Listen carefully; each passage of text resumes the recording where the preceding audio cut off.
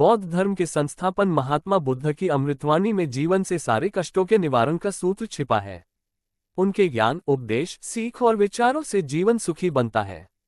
बुद्ध ने बोधि वृक्ष के नीचे बैठकर सालों तपस्या की और इसके बाद उन्हें दिव्य ज्ञान की प्राप्ति हुई। इस तरह वे सिद्धार्थ गौतम से भगवान बुद्ध बन गए। गौतम बुद्ध के जीवन से कई प्रचलित कहानियां जुड़ी हैं, लेकिन इस कहानी में जानिए अमृत खेती के बारे में। जी हाँ, ऐसी खेती जिसमें ना ही हल की जरूरत होती है, न बैल की और ना ही किसी बीज की। इस कहानी में गौतम बुद्ध ने अमृत खेती के रहस्य के बारे में बताया है। अमृत की खेती की प्रेरणादायक कहानी। भगवान बुद्ध एक बार भिक्षाटन करते हुए एक किसान के द्वार पहुंचे। भिक्षुक को अपने द्वार पर आया देख किसान ने उपेक्षापूर्वक कहा, श्रमण, मैं तो स्वयं हल जोतता हूं और इसके बाद अपना पेट भरता हूं। आपको भी हल जोतना चाहिए और बीज बोना चाहिए। इसके बाद मेहनत कर खाना खाना चाहिए।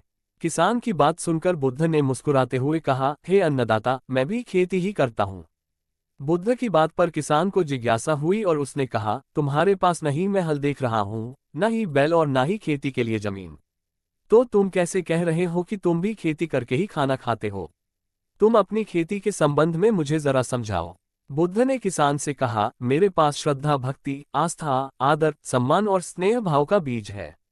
चित्त की शुद्धि, धर्म लाभ के लिए किया जाने वाला व्रत और नियम, इंद्रिय निग्रह, तप, योग साधना, समाधि, ब्रह्मचर्य, तपस्या रूपी वर्षा और जीव मात्र रूपी जोत और हल है। मेरे पास पाप भीरुता का दंड है। मेरे पास काले लोहे से सोना बनाने वाले सद्विचारों का पारस रूपी रस्सा है। स्मृति और जागरूकता रूपी हल्की फाल और पेनी है। बुद्ध बोले, मैं वचन और कर्म में संयत रहता हूँ। अपनी इस खेती को अनावश्यक के नकारात्मक विचारों की घास से मुक्त रखता हूँ और आनंद की फसल काट लेने तक पूरी तरह से प्रयत्नशील रहने रहता हूँ। प्रमाद के ही कारण आसुरी वृत्ति वाले मनुष्य मृत्यु से पराजित होते हैं और अप्रमाद यानी संत प्रवृत्ति वाले ब्रह्मस्वरूप अमर हो जाते हैं। यही अप्रमाद तो मेरा बैल है, जो बाधाएं देखकर भी कभी पीछे मुंह नहीं मोड़ता। वही मुझे सीधा शांति धाम तक ले जाता है। इस तरह से मैं भी तुम्हारी ही तरह किसान हूँ और अमृत की खेती करता हूँ।